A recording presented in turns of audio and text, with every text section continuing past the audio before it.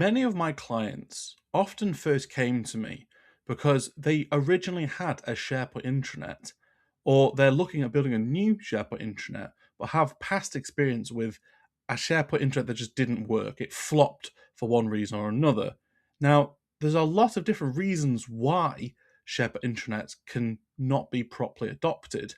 And in this video, I'm going to run through some of the top reasons that I've seen and what you can do to fix that and actually encourage an intranet to be properly adopted and get full user engagement. The first thing that I say is that there's no reason for a user, an employee, to actually go to the SharePoint intranet. And this is often caused by an intranet that's been sort of put together. It's mostly just been a bunch of documents that were maybe originally living on a file server that have just been stuck onto a SharePoint site with no real thought, design, or direction, and just nobody ends up using it. The problem as well with some of these types of intranets is there's also this component of a shadow IT where there's other documents living in other areas, sometimes not always controlled and governed by your IT department. But it means realistically that people are not using your SharePoint intranet because they're using other things and they're getting access to other tools. They're getting communication updates through other things like emails, or maybe a totally different third-party platform for news and updates, announcements, things like that. But if you have an intranet where actually people are getting value from the actual intranet itself, and they need to go there, maybe they're going there to get templated documents, folders. They're going in accessing project folders and actually using the documents within SharePoint on a day-to-day basis. This is all going to drive engagement and people wanting to use the intranet. A top tip to actually fix this is actually to think about your intranet from the very beginning. And for most people, it's actually when they first start the business in a new job at your organization, they're going to come across your intranet. Now, I've worked with a lot of organizations which have actually deployed a specific part of SharePoint for onboarding employees. And this might contain a whole host of different things, but it's usually giving a bit of a kind of summary of the organization, a bit of a history, key information that person will need to know on their first day, maybe even some tasks as well for the new starter to go and read certain policy documents and information and things like that. And this basically sets a really good tone for using SharePoint from day one. If you've started, basically start as you mean to go on. If you've used SharePoint as part of your onboarding process and you like it and it's worked, then you're obviously going to have a good opinion of SharePoint going forward and continue to want to use your intranet as part of their day-to-day job. Another reason that I often hear is people say that they can't find documents, information inside of SharePoint. Again, if your SharePoint has been poorly put together, as in you've not been thinking about a navigation bar, you've not thought through that kind of concept that users don't want to click more than 3 times to find something. So actually having like a mega menu where you can have a drop down and find things nice and easily is going to make it a lot easier for people to find things. Not structuring your SharePoint intranet correctly. So ideally what you want to do is have a homepage and then have maybe sites per department or per sometimes topic as well. It might not necessarily be department specific. It could be sort of topic specific. But essentially having a proper structure to make it easy for people to find things, and then plenty of ways that people can navigate to that information using navigation bars. But also thinking about going forward, SharePoint is going to be used by AI, such as Copilot, to actually surface information. So again, you've got to make sure your documents are stored in the right way, potentially even using things like tags, as in metadata tags, columns to tag documents to make it even easier for people to find. Another reason I hear is that people say they feel their SharePoint is clunky, it's ugly, it's not on brand, and it just doesn't look good.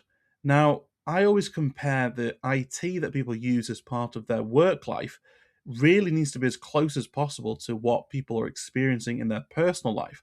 So, in people's personal life, they see public facing websites which are all nicely designed and branded. You probably spend a lot of money, your organization spends a lot of money on your public facing website to make it look good. So why wouldn't you do the same and put some effort into making your internal website, your intranet, look good as well? And people's personal lives, they're used to seeing, as I say, websites, using apps like Netflix and things like that, um, Disney Plus, and all of these companies put a lot of time and effort into the user experience to make it look and feel good. And then this can be a really sharp contrast to them as part of that employee's day-to-day work life. They come and look at an intranet which is clunky, it's old, it's outdated. It's just not going to give a good experience. So what I would recommend for this is looking at doing a refresh of your intranet. You can basically reskin an existing intranet. It might require some new areas to be built, but essentially you can put a nice looking user interface over the top of a SharePoint intranet that you already have. This is something that I help a lot of my customers do. And as I say, if you need any professional assistance setting up your SharePoint or driving your adoption of your new SharePoint intranet project, there's a link in the description below to contact me. Another reason I see that adoption of SharePoint drops is outdated content. Now, there's nothing worse than seeing the homepage of an intranet containing news items which are drastically out of date. To give a real world example, I've seen multiple times a SharePoint intranet has been built and it's got news items on the homepage. Say, for example, we're in August, and you're still seeing news items from the Christmas party 8 months before. It's just going to feel old. It's going to feel stagnant. It's not going to feel fresh and up to date and valuable to your employees. This is why it's really important when you design your intranet homepage that you actually consider the content that you're going to have on that SharePoint homepage, because it's all well and good. I come across so many people when I'm helping them design their SharePoint intranets. They're at that point in time, they're really passionate. They really believe that they're going to create 10 news items every single week, and it's going to be fantastic, and it's going to get pumped out. And they might keep up a certain amount of this within the first month or two, but then the energy levels drop, priorities change, something new comes in, and you can't keep up that same level of momentum of creating news items. So what I always suggest is be very conservative when you're thinking about how much content you're going to put on your intranet. And this is where you will then, as part of the design process, think, well, actually, what's a realistic number of news items I can create a month?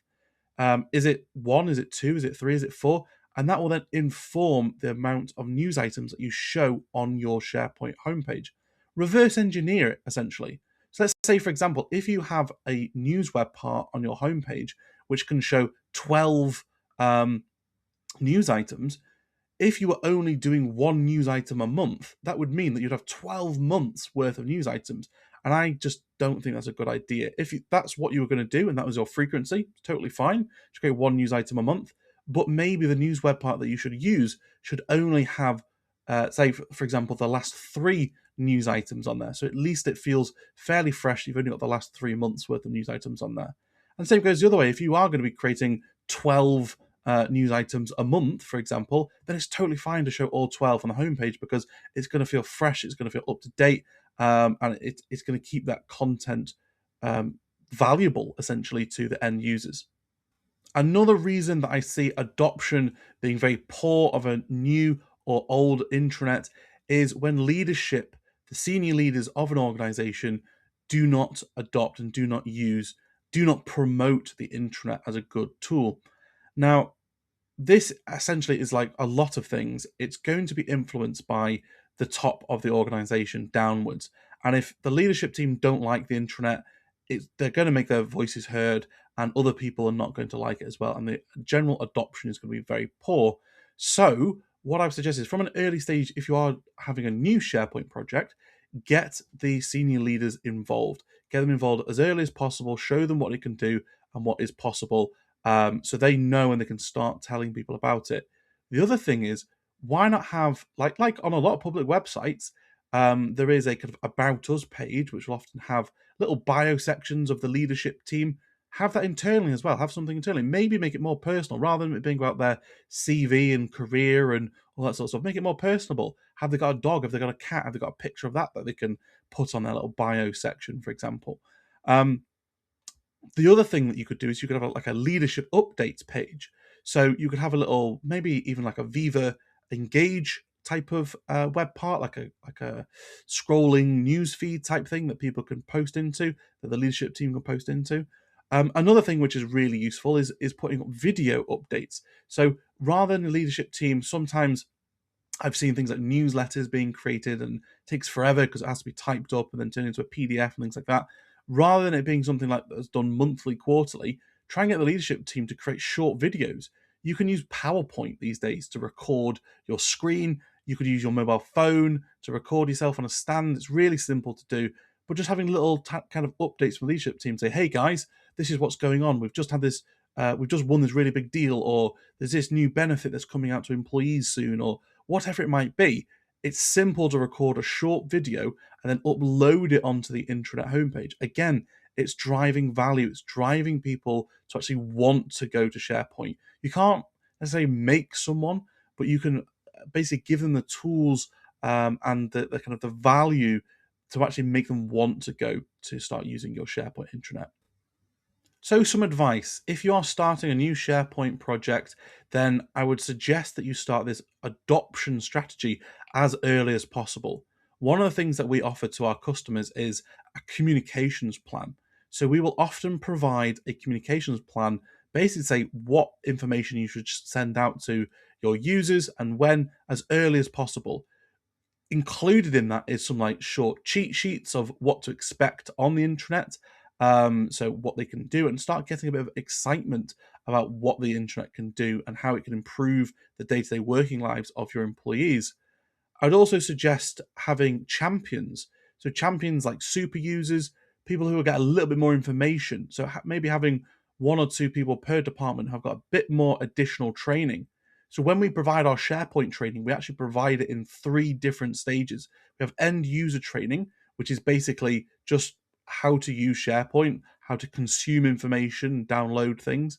We then have our super user, or what we sometimes call champion training, which is a little bit more than that. So teaching people how to maintain SharePoint, SharePoint permissions, things like that, and giving people a little bit more information to actually be able to support their own team members rather than always battering the IT support team with first line type of questions.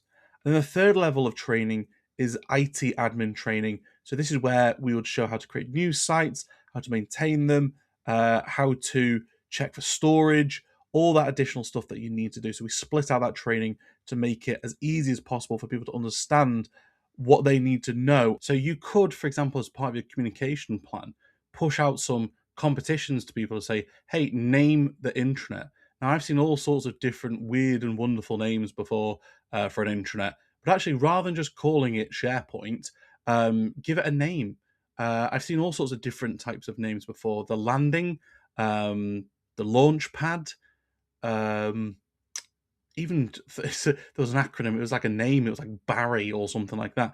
But giving it a useful kind of name, which is unique, means then as part of the adoption journey, people can say, "Hey, where do I get, I don't know, marketing materials from? Oh, go and check the launch pad.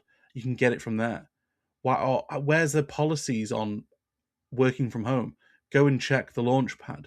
I say there's loads of different names that you can get. So I'd be really interested to know actually in the comments below, what do you call your intranet? Is it just SharePoint? Is it the hub? Is it whatever it is? The more unique name, the better.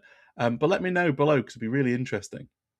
Workshops are really important. So I like to get people involved in workshops right from the very beginning of a SharePoint project.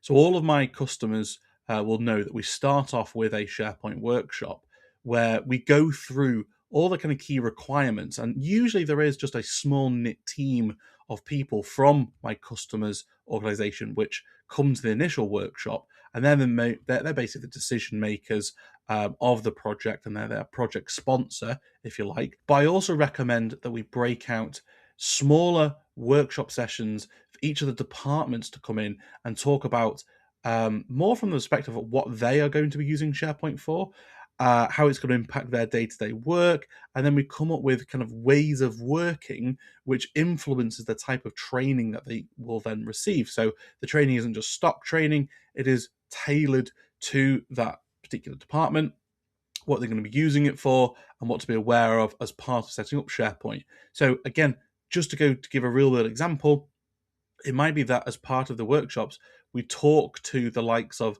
a finance department site and find out actually there's certain information that they want to publish to the wider organization on a monthly basis about kind of how the forecasts are tracking and things like that. And that's something that they can publish via SharePoint. It might also be that we find that by looking at their documents, they have a lot of linked Excel spreadsheets. And this can be a bit of a problem when it comes to migrating into SharePoint. So we can address that with them at an early stage and get them kind of comfortable, familiar, and knowing what to expect when they come to use their new SharePoint intranet.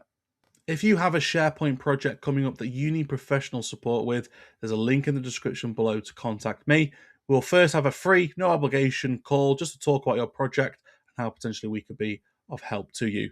If this video was of use to you, then you can check out the video which is on screen now, as it will also be quite helpful.